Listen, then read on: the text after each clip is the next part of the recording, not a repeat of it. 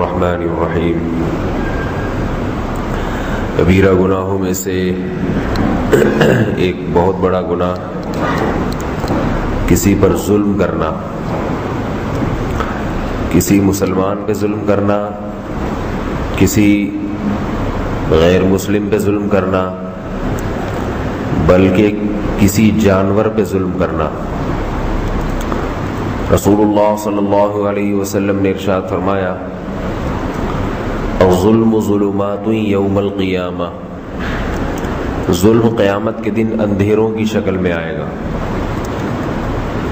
قرآن مجید سے یہ بات معلوم ہوتی ہے، میدان حشر اور یہ جو جہنم کے اوپر اللہ نے پل قائم کیا ہے جس پہ سے ہر شخص کو چلنا ہے، وَإِن مِّنكُمْ إِلَّا وَارِدُهَا، اس پل پہ اندھیرا ہی اندھیرا ہے۔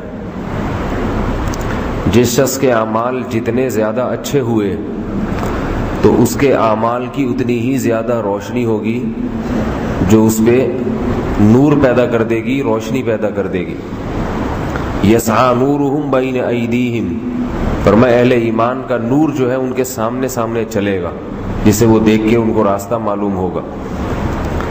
تو جس شخص کے اعمال میں جتنا ظلم ہو، جتنی زیادتی ہو، اس کے سامنے اتنے ہی اندھیرے ہوں گے، اتنے ہی اندھیرے۔ یہاں تک کہ رسول اللہ صلی اللہ علیہ وسلم نے فرمایا کہ قیامت کے دن ایک شخص کو لایا جائے گا جس کے اعمال میں نیکیاں ہوں گی، تو وہ نیکیوں کو دیکھ کے، حدیث کا مفہوم ہے، نیکیوں کو دیکھ کے خوش ہوگا کہ میرے اعمال میں تہجد ہے، تلاوت ہے اور صدقات و خیرات ہے۔ تو اللہ تعالیٰ کہیں گے کہ اب جو لوگوں کے حقوق اس کے اوپر ہیں ان کا فیصلہ کرایا جائے۔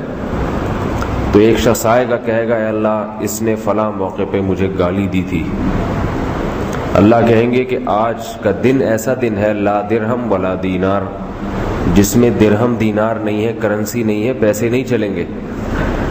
یہ کرنسی دنیا میں یہی منسوخ ہو جاتی ہے، تبھی مردے جو ہے نا، مردہ میت، وہ اپنے ساتھ پیسے نہیں لے کے جاتا۔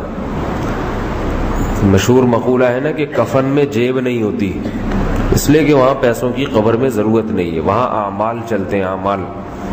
تو آخرت میں بھی اعمال کی کرنسی ہوگی۔ دنیا میں جب کوئی کسی کو تکلیف پہنچاتا ہے تو پیسے دے کے کمپرومائز کر لیا جاتا ہے کہ بھائی یہ لو، یہ پیسے لے لو، جان چھوڑو، یا کچھ کھلا پلا دیا جاتا ہے۔ تو وہاں کا جو حساب ہے، تو وہاں ہر شخص کو نیکی کی ضرورت ہوگی کہ میرے اعمال میں نیکیوں میں اضافہ ہو جائے اور میرے گناہ معاف ہو جائیں۔ تو اللہ کے نبی نے فرمایا کہ ایک شخص آئے گا، وہ کہے گا اس نے مجھے گالی دی تھی۔ تو اللہ کہیں گے آج کے دن پیسے نہیں ہیں، درہم دینار نہیں ہے، اس کی اتنی نیکیاں اس کو دے دی جائیں۔ جس درجے کی گالی ہوگی، جس درجے کی زیادتی ہوگی، اتنی نیکیاں اس کو پکڑا دی جائیں۔ دوسرا آئے گا، اس نے میرا فلاں حق دبایا تھا۔ پیسے لوگ کھا کے پی جاتے ہیں، دیتے نہیں، قرض لیں گے واپس ہی نہیں کریں گے کبھی۔ نبی علیہ السلام نے فرمایا جس نے قرض لیا اور ادائیگی سے پہلے مر گیا تو شہید کا بھی یہ جرم معاف نہیں ہوتا۔ شہید کے سارے گناہ اللہ معاف فرما دیتے ہیں، مگر فرمایا کہ الا الدین، مگر قرض معاف نہیں ہوتا۔ لوگوں کے پیسے کھا کے اگر شہید ہوا ہے تو اللہ کہیں گے کہ وہ پیسے بھرنے پڑیں گے تمہیں۔ تو آج لوگ قرض لے لیتے ہیں اور پی جاتے ہیں، اس کو مر جاتے ہیں بغیر قرض ادا کیے۔ تو نبی صلی اللہ علیہ وسلم نے فرمایا کہ کسی کا مال دبایا ہوگا، کسی کے ساتھ زیادتی کی ہوگی، اس کی نیکیاں اٹھا اٹھا کے دوسروں کو اللہ تعالیٰ دیتے رہیں گے، یہاں تک کہ اس کے پاس نیکیاں ختم ہو جائیں گی۔ پھر فرمایا ابھی حقوق والے لوگ باقی ہیں، حقوق والے لوگ باقی ہیں جن کو اس نے ستایا ہوگا۔ وہ لائن لگا کے کھڑے ہوں گے کہ میرے ساتھ فلاں زیادتی کی تھی، میرے ساتھ فلاں ظلم کیا تھا۔ تو اللہ کہیں گے اب اس کے پاس نیکیاں تو نہیں ہیں، ایسا کرو اپنے گناہ اس کے کندھے پہ لادتے چلے جاؤ، اپنے اپنے گناہ اس کو دیتے چلے جاؤ۔ تو پھر اس لوگوں کے گناہ جو ہے اس کے کندھوں پہ، اس کے اعمال ناموں پہ لادے جائیں گے، یہاں تک کہ کچھ وقت کے بعد وہ شخص جو اپنے اعمال میں نیکیوں کا انبار لے کے آیا تھا، اس کے ترازو میں سوائے گناہوں کے کچھ بھی نہیں ہوگا، اور پھر اس کا حساب ہوگا اور اس کو جہنم میں اوندھا کر کے پھینک دیا جائے گا۔ آپ صلی اللہ علیہ وسلم فرمائے یہ ہے میری امت کے مسکین، یہ ہے میری امت کے غریب. غریب سے مراد یعنی جو واقعتاً بیچارے کمزور ہیں کہ اتنی نیکیاں کر کے بھی جائیں گے جہنم کے اندر. یہ ہے بدبخت لوگ اس امت کے جو اتنے اعمال کر کے بھی جہنم میں جائیں گے. تو اس لیے کسی بزرگ نے بڑی اچھی بات کہی، فرمایا نیکی کرنا آسان ہے، نیکی کو بچانا مشکل ہے.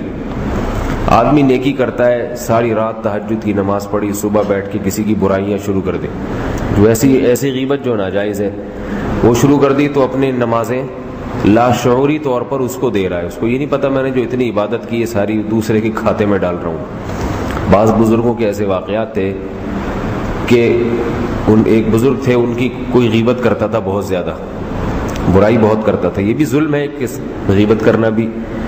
تو وہ کیا کرتے تھے، کھجوریں اس کے پاس ہدیہ بھیجتے رہتے تھے. تو کسی نے بتایا کہ حضرت وہ غیبت کرتا ہے اور آپ کھجوریں بھیجتے ہیں. انہوں نے کہا یہ تو کم دے رہا ہوں میں، جو میرا حصہ بنتا ہے وہ تو بہت زیادہ بنتا ہے، کیونکہ وہ مجھے اپنی نمازیں دے رہا ہے، اپنی تلاوت دے رہا ہے، اور وہ کچھ دے رہا ہے، اتنی محنت کر کے نماز پڑھتا ہے، عبادت کرتا ہے، تلاوت کرتا ہے. تو میرا فرض بنتا ہے کہ کم از کم کچھ نہیں دے سکتا تو کھجوریں تو کم از کم اس کو دے دوں. یہ تو کچھ بھی نہیں ہے، میرا تو دل چاہتا ہے، اور پیسے ویسے بھی دوں اس کو میں. جب اس کو پتہ چلا وہ رک گیا اس عمل سے کہ بھئی یہ تو اپنی ہی بربادی کا میں سامان کر رہا ہوں. تو نیکی کرنا آسان ہے، نیکی کو بچانا کہ وہ نیکی بچی رہے، کسی اور کے حوالے نہ کر دیں آپ، یہ مشکل کام ہے. ایسے ہے جیسے پیسے کمانا تو آسان ہوتا ہے لیکن برباد کر دیتے ہیں لوگ اس کو صحیح جگہ انویسٹ کرنا کہ وہ چلتا بھی رہے اور مزید اس پھلتا پھولتا بھی رہے، یہ تجربے کار لوگوں کا کام ہے. ورنہ لوگوں کو والد سے وراثت ملتی ہے، فلاں کو پکڑا دیے کاروبار کے لیے، وہ لے کے بھاگ گیا، پھر کسی اور کو پکڑا دیے، وہ لے کے بھاگ گیا، تھوڑے دن میں وہی 0 میٹر ہو کے بیٹھے ہوتے ہیں. تو جیسے انویسٹمنٹ جو ہے نا، یہ بڑے ماہر لوگوں کا کام ہے کہ کہاں پیسہ لگانا ہے. تو ایسے ہی نیکی کو بچا کے اس کو بڑھانا کہ یہ پھلے پھولے نیکی موت تک، یہ بڑا مشکل کام ہے. تو غیبتیں کر کر کے دوسرے کی پیسے تو بہت ہی کھاتے ہیں، پیسے کھانے میں تو آج سب تقریباً برابر ہی ہیں. حق نہیں دیتے کسی کا. کسی کو قرضہ دیں گے تو مانگنے تو فوراً چلے جائیں گے وقت پہ، لیکن کسی سے قرضہ لیں گے تو خود سے دینے چلے جائیں، دروازہ بجا کے، بیل بجا کے، گھنٹی بجائی، دروازہ کھٹ کھٹ کیا، جی کون صاحب ہے؟ وہ جو میں نے آپ سے 1 لاکھ روپے لیے تھے نا، میں نے 1 ہفتے کا وعدہ کیا تھا، وہ ہفتہ بھی دیکھیں آج فرائیڈے ہے، میں آ گیا. تو اتنا نیک آدمی آپ کو مارکیٹ میں نہیں ملے گا. تو وہ ہفتہ کیا، مہینہ کیا، سال کا بھی وعدہ کیا ہوگا نا، سال کا قرض لے کے اگر گیا ہوگا. وہ حاجی صاحب قرض لے کے عمرے پہ گئے تھے، حاجی صاحب وہ حج کر کے آئے ہیں، عمرہ کر کے آئے ہیں. انہوں نے جو سال کا ٹائم دیا تھا تو خود سے تو مس کال دے کے بھی یاد نہیں دلائیں گے کہ سال گزر گیا ہے. وہی سال کے بعد ان کو فون کرے گا تو 6 مہینے تو فون ہی نہیں اٹھائیں گے، سم نکال کے پھینک دیں گے. پھر وہ چکر لگاتا رہے گا. 18 سال کے بعد اس کو واپس کریں گے جب 1 لاکھ کی ویلیو ختم ہو چکی ہوگی، اور واپس ایسے کریں گے جیسے اس پہ احسان کر رہے ہیں. یہ لو 1 لاکھ روپے کیا یاد کرو گے یار، کس سیٹ سے پالا پڑا ہے تمہارا. تو ایسا حساب کتاب ہوتا ہے. تو یہ جو ہے نا، یہ سب حساب کتاب قیامت میں، یہ اپنا حج آپ اس کے حوالے کا، آدھا حج تو اس کو دے دیا آپ نے اتنا ترسا کے، اور یہ خوش ہو رہا ہے کہ میں نے حج بھی کیا، عمرہ بھی کیا. تو معاملات کی صفائی، ایک دوسرے پر ظلم نہ ہو، زیادتی نہ ہو، اس کا بہت خیال کرنا چاہیے. اور جتنا قریبی رشتہ ہوگا اس پہ ظلم کا اتنا ہی زیادہ گناہ ہے. جتنا قریبی رشتہ ہو، یتیم پہ ظلم کا گناہ بہت زیادہ ہے، کسی بیوہ، کسی لاچار عورت پہ ظلم کا گناہ اور زیادہ ہے. تو یہ جو ہے جس نوعیت کی شخصیت ہوگی، کمزور ہوگا، جتنا کمزور اس پہ گناہ، اس پہ ظلم اور زیادہ. ظلم کرنا ہے تو جو بڑے بڑے دہشت گرد ہیں، جو پوری قوم کے مال کھا کے بیٹھے ہوئے ہیں، ان سے لڑے. کچھ سمجھ میں بھی آتی ہے بات. وہ بھی ان کے بھی کافی لوگوں کے کھا کے بیٹھے ہوئے ہیں، آپ نے بھی ان کے ساتھ ظلم زیادتی کر لی. گناہ تو یہ بھی ہے لیکن کم درجے کا گناہ. کمزوروں پہ زیادتی کرنا یہ بڑا گناہ ہے. تو نیکی کو بچانا مشکل کام ہے. تو حدیث میں آتا ہے کہ اتنی نیکیاں کر کے آئے گا مگر جائے گا کہاں؟ جہنم. سارے اعمال دوسرے کے حوالے کر دے گا. دوسری بات یہ کہ یہ صرف مسلمان پہ نہیں، کافر پہ ظلم بھی جائز نہیں ہے. کسی کافر کے ساتھ بھی ظلم اور زیادتی کرنا، اس کے پیسے کھا لینا، اس کے پیسے دبا کے بیٹھ جانا، اس کی بھی اجازت نہیں ہے، حتیٰ کہ جانور کے ساتھ بھی۔ حدیث میں آتا ہے اللہ کے رسول صلی اللہ علیہ وسلم نے فرمایا ایک عورت نے بلی کو باندھ دیا، بلی کو باندھ کے رکھا، نہ کھلاتی تھی نہ پلاتی تھی، وہ بلی بھوک سے تڑپ تڑپ کے مر گئی، تو اللہ نے اس عورت کو اس بلی کی وجہ سے جہنم کی آگ میں ڈالا ہے، اس بلی کی وجہ سے۔ بلی کی حیثیت ہی کیا ہوتی ہے، لیکن چونکہ اس مخلوق کو ترسا کے مارا اس عورت نے، تو اللہ نے اس عورت کو اس بلی کی وجہ سے جہنم میں ڈال دیا۔ سوچے جب بلی کی وجہ سے ایک عورت، مسلمان عورت جہنم میں جا سکتی ہے، مسلمان عورت تھی وہ، تو انسانوں کی وجہ سے لوگ جہنم میں کیوں نہیں جائیں گے؟ جو انسانوں کو ٹارچر کرتے ہیں، انسانوں کو بھوکا رکھتے ہیں، انسانوں کو تڑپاتے ہیں، ترساتے ہیں، وہ کیسے جہنم کی آگ سے بچ سکیں گے؟ اور جیسے ظلم کرنے پر گناہ ملتا ہے، ایسے ہی انسانوں کے ساتھ بلکہ جانوروں کے ساتھ بھی اچھا سلوک کرنے پر اللہ راضی بھی اسی طرح سے ہوتے ہیں۔ تو کسی نے کسی انسان پہ ظلم کیا ہو، اس کا کفارہ کیا ہے؟ وہ انسانوں کے ساتھ احسان شروع کر دے، احسان شروع کر دے، تاکہ اس گناہ کی تلافی ہو جائے، تلافی ہو جائے۔ جس نوعیت کا گناہ ہے اسی نوعیت کی نیکی۔ اللہ تعالیٰ قرآن میں فرماتے ہیں نا کہ یہ ایمان والے جو ہیں، کبھی ان سے کوئی گناہ ہو تو یہ نیکی کر کے اس گناہ کو مٹاتے ہیں، وہی ایسا ہی اچھا سلوک کر لو۔ تو جہاں حدیث میں آتا ہے کہ ایک بلی کی وجہ سے ایک شخص کو، ایک عورت کو جہنم میں ڈالا، وہاں حدیث میں یہ بھی ہے کہ ایک شخص کی مغفرت اس لیے ہوئی کہ وہ بہت سخت پیاسا تھا، کنویں میں اترا پانی پینے کے لیے، باہر نکلا تو دیکھا کہ ایک کتا پیاس کی وجہ سے کیچڑ کو چاٹ رہا ہے۔ تو اس شخص کے دل میں خیال آیا کہ جو کنڈیشن، جو حالت میری تھی پیاس سے، اس جانور کی بھی وہی حالت ہو رہی ہوگی، اس کی بھی وہی حالت ہوگی۔ ہم جو روزہ رکھتے ہیں نا جب بھوک پیاس سے، تو اس میں ہمیں ایک احساس ہوتا ہے کہ یہ بھوک اور پیاس دیکھو ایسی چیز ہے، تو غریب اور مسکین جن کو روٹی نہیں ملتی ان کی بھی یہی کنڈیشن ہوتی ہوگی۔ ہمارے پاس تو افطاری کا انتظام ہوتا ہے، ان کے پاس نہیں ہوتا۔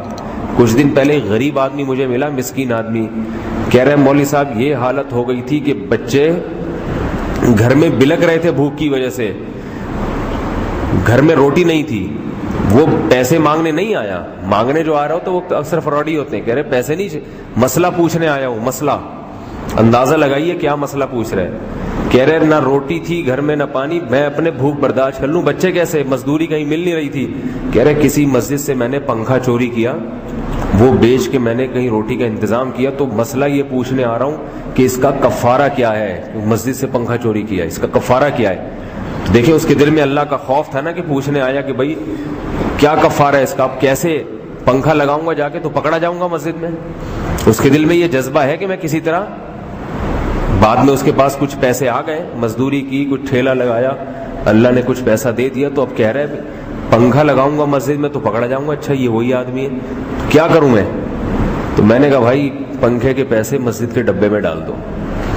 تو ایسے لوگ بھی ہیں جن کے گھر میں، اب یہ نہیں کہ کوئی چور چوری کر رہا ہے تو آپ اس پہ ترس کھائیں، اسے کچھ نہ کہیں کہ بیچارے کے یہاں روٹی نہیں، یہ چور اکثر وہ 1000 میں کوئی ایک ایسا کیس ہو جاتا ہے، چپل چوری کر کے جا رہا ہے تو آپ اس کو مزید ہار پھول پہنا کے کہ بیچارہ دیکھو کتنا گھر میں یہاں نوبت پہنچ گئی، یہ چپلیں بیچ بیچ کے کما رہا ہے یہ نمازیوں کی۔ تو یہ اکثر ڈرامے باز ہوتے ہیں، لیکن وہ صحیح آدمی تھا، پیسے مانگنے نہیں آیا، بتا رہے مسئلہ پوچھنے آیا ہوں کیسے کیا ہے، اور فوراً چلا بھی گیا۔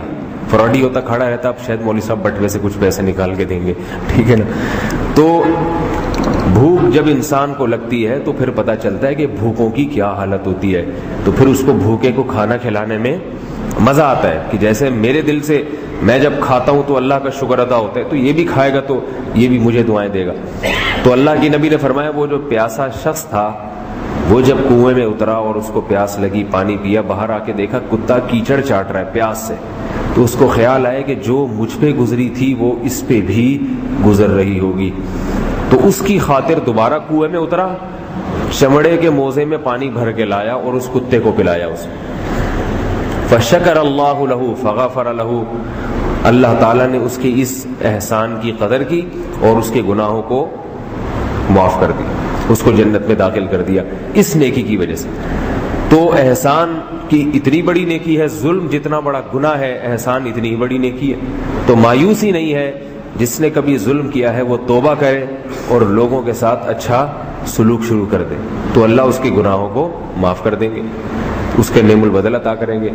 تو جانور حدیث میں، ایک اور حدیث میں آتا ہے کہ اللہ تعالیٰ نے ہر روح، جس چیز میں بھی روح ہے اس پر تمہیں احسان کا حکم دیا ہے. فرمایا لہذا جب جانور ذبح کرو فاریحوا ذبیحتکم، تو اپنے ذبیحہ کو آرام پہنچاؤ. جانور کو ایسے ذبح کرو کہ جانور کو تکلیف کم سے کم ہو، کم سے کم تکلیف. یہ بھی اس لیے کہ تاکہ جانور پر زیادتی نہ ہو. ہمیں جو چھری چلانے کا حکم ہے نا جانور کی گردن پہ، یہ بھی اس لیے کہ اس میں تکلیف کم ہوتی ہے. باہر ملکوں میں جانوروں کو گولی ماری جاتی ہے، کوئی جھٹکے سے مارتے ہیں، کوئی کڑھائی میں زندہ جانور ڈال دیتے ہیں، یہ سب اذیتناک عمل ہے. چائنا میں جو پکاتے ہیں نا بکرا، کتے بھی پکاتے ہیں بکرے بھی پکاتے ہیں. کئی لوگوں نے بتایا کہ کڑھائی کھولتی ہوئی اس میں زندہ کتا پھینک دیتے ہیں، وہ زندہ بکرا اٹھا کے پھینک دیتے ہیں. جانور پہ کیا گزرتی ہے، کتنی دیر میں اس کی جان نکلتی ہوگی، کس قدر اذیت ہے. تو اللہ تعالیٰ نے ان چیزوں پہ پابندی لگائی ہے کہ اسے چھری سے کاٹ کے پہلے اس کی موت ہو، پھر کھال اتارو، پھر جو ہے نا یہ سب چیزیں ہونی چاہیے. تو یہ بھی صرف اس لیے ہے کہ اللہ کی مخلوق پہ زیادتی نہ ہو. ایک صحابی نے اونٹ پالا ہوا تھا، آپ صلی اللہ علیہ وسلم اس کے پاس گئے تو وہ اونٹ شکایت کرنے لگا. تو آپ، یہ معجزہ تھا نبی علیہ السلام کا، آپ نے اس کے مالک کو بلایا، فرمایا یہ اونٹ بتا رہا ہے کہ میرا مالک میری خوراک کا خیال نہیں رکھتا. تو جانور کی خوراک کا خیال نہ رکھنا، جانور پہ وزن اتنا زیادہ ڈال دینا. لیاری میں گدھے دیکھے ہوں گے آپ نے، میں نے کئی دفعہ دیکھے، اتنا لوڈ گدھا گاڑی پہ ڈالتے ہیں کہ گدھا ہوا میں معلق ہو جاتا ہے. وہ اچھل بول رہا بھائی یہ کیا ہو رہا ہے، ٹانگیں ہوا میں لہرا رہا ہے. تو اور اتنا سریا اس کے اوپر لوڈ کرتے ہیں، پھر وہ گدھے کو چل نہیں رہا تو پھر ڈنڈوں سے مارا جا رہا ہے. سب نہیں کرتے، بعض لوگوں کی بات ہے، لیکن یہ بھی زیادتی ہے جانور کے ساتھ. اگر اللہ نے اس کو ہمارے لیے مسخر کر دیا، ہماری خدمت میں لگا دیا، تو یہ تھوڑی کہ اس کو جو ہے وہ ہاتھی سمجھ کے اس پہ سامان لوڈ کرنا شروع کر دے.